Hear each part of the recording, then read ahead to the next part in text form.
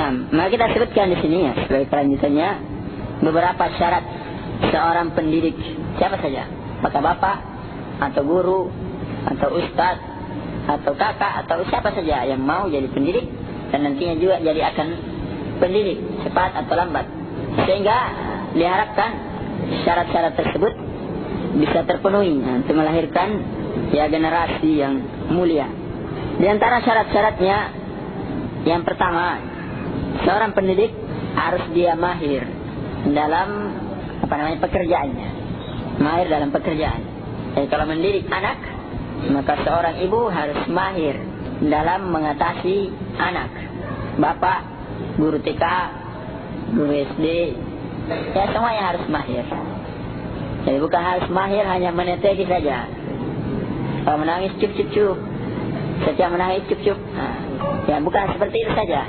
Ya tapi mahir untuk ya menanamkan akidah yang sahih. Ya mahir untuk memahamkan apa yang harus dipahami oleh anak. Mahir umpamanya segala contoh ya, melapatkan kata-kata yang baik, maknanya, mengucapkannya. Ya mahir untuk mencegah bagaimana caranya dari hal-hal yang dilarang dalam agama. Ya banyaklah perkaranya. Khususnya seorang ibu dalam setiap hari ya, dalam keadaan sehari-hari di rumahnya. Kalau di sekolah kan terbatas kemahirannya. Mengajar matematika ya mahir. Kalau tidak bisa ditambah, tidak tahu jurusnya dari jurus kurang.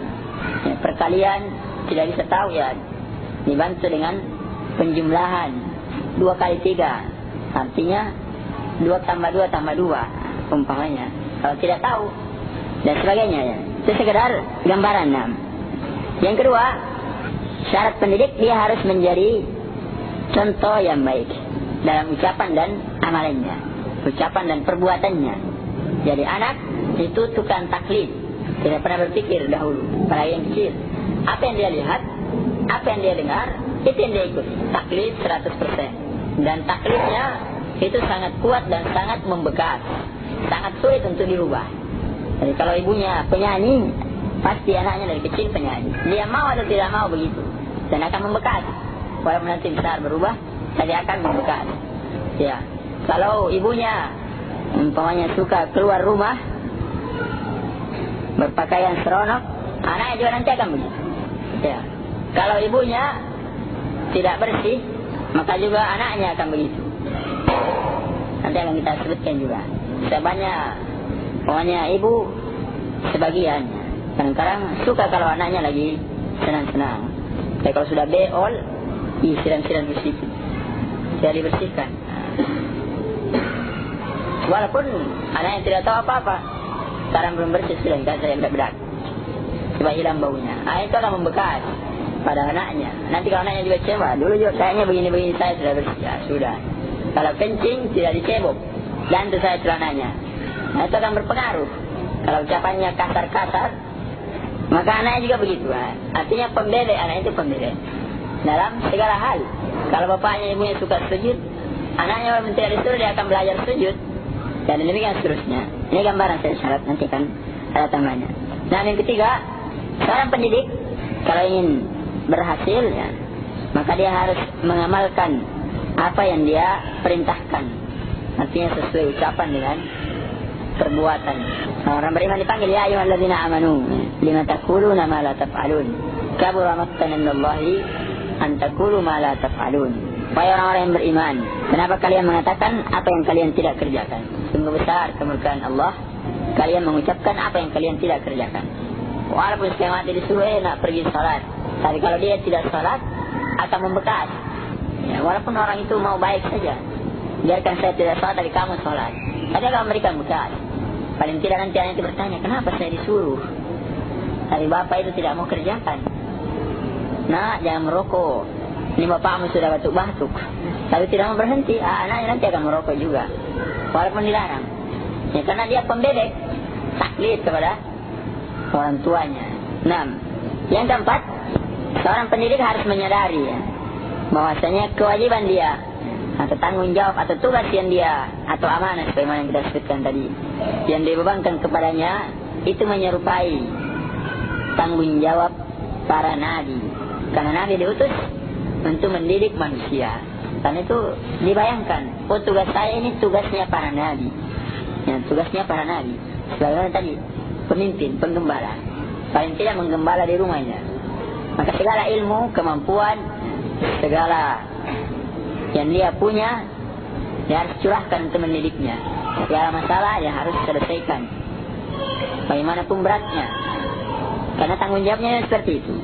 Yang kelima, seorang pendidik sesuai dengan tugasnya, khususnya seorang ibu, maka dia harus tahu bahwasanya dia hidup dalam keadaan anak-anaknya itu berbeda-beda. Berbeda-beda kecerdasannya, walaupun tadi sudah singgungnya.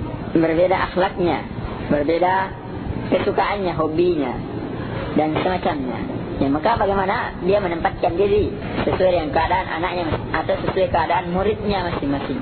Kalau misalnya TK, ya muridnya masing-masing, oh ini ke otaknya begini. Baik. Kemudian berikutnya, seorang pendidik harus punya sikap tawadu, walaupun kepada anaknya. Ya, walaupun kepada anaknya. Kadang-kadang ya namanya manusia keliru. Contoh kecil saja, kadang-kadang ibunya bilang, nah ambilkan dulu piring di atas meja. Anaknya sudah cari, bilang, bu tidak ada. Ibunya bilang ada. Dia jawab lagi, bu tidak ada. Kamu ini macam-macam. Tadi saya baru simpan di atas meja. Setelah cari-cari memang ternyata tidak ada. Oh dia mengaku, ibu tadi keliru, ternyata salah simpan. Tapi kadang-kadang dia cari kambing hitam. Kamu tadi yang lempar mungkin ke sana. Ya kan begitu. Ini kan contoh kecil. Mungkin kamu yang lempar tadi. Atau tadi ada kucing lewat. Tinggal jatuh ke sini. Dia tidak mau mengaku, itu kan persoalan kecil. Tapi kadang-kadang anaknya tahu kenapa ibu saya ini bohong. Kenapa begini, hanya membekas dalam hatinya. Dia harus punya tawadu walaupun dalam urusan yang kecil-kecil. Apalagi dalam urusan yang lebih besar. Dalam urusan ilmu umpamanya. Kalau misalnya muridnya lebih tahu dalam satu masalah, lebih paham, benar bacaannya dan sebagainya, harus diakui dia benar. Supaya menimbulkan kecintaan. Bukan akan menurunkan derajatnya, justru menimbulkan ya kecintaan. Nah, yang berikutnya, sebelum yang terakhir ya, seorang pendidik harus punya sikap jujur dan menunaikan janji. Pada sebenarnya banyak, tapi ini sebagian. Kejujuran dan menepati janji. Kita janji murid, kita janji anak-anak kita, maka kita harus jujur. Kalau memang ada uzur, tidak bisa menepati, kita sebutkan. Jangan cari kambing hitam, atau jangan berdusta. Apalagi anak kecil, itu paling susah dibohongi. Walaupun gampang, paling gampang, karena tidak bisa apa-apa. Tapi paling sulit menghilangkan ingatannya. Karena mahasiswa mungkin dianggap biasa, dosen biasa. Tapi kalau anak kecil tidak biasa. Walaupun gampang, dia tidak akan protes, dia tidak akan melawan, tetapi akan membekas dalam dirinya. Apalagi kalau sering. Ya, apalagi kalau sering. Karena akan menjadi tabiatnya. Kalau orang besar dibohongi, dia berpikir sudah dewasa, biarkan dia, sudah tidak boleh tiru. Tapi kalau anak, dia akan menirunya. Nah, kalau ada janji yang maunya dibelikan mainan, ya ditepati. Biasanya orang ketika lagi susah, anaknya banyak macam-macam, suka janji. Nanti saya belikan gula-gula, ditagi, banyak alasannya. Itu berbahaya kalau terlalu sering. Nanti anaknya mencap, wah ibu saya suka janji-janji saja. Sehingga ketika ada janji benar, palingan juga janji-janji doang. Ya, akhirnya menimbulkan sikap tidak percaya. Kalau sudah hilang sikap kepercayaan, itu sangat berbahaya. Nah, yang terakhir, walaupun tadi sudah disinggung juga, adalah kesabaran, khususnya dalam mengatasi masyakil. Karena anak kecil itu paling banyak masalahnya. Hampir semua yang dilakukan itu masalah. Ya kan begitu. Mulai dari tidurnya masalah, harus ditemani tidur, dinabobokkan, tidur bangun lagi, nangis, sudah bangun mau kencing lagi, sudah kencing mau minum lagi, terus begitu tidak ada habisnya.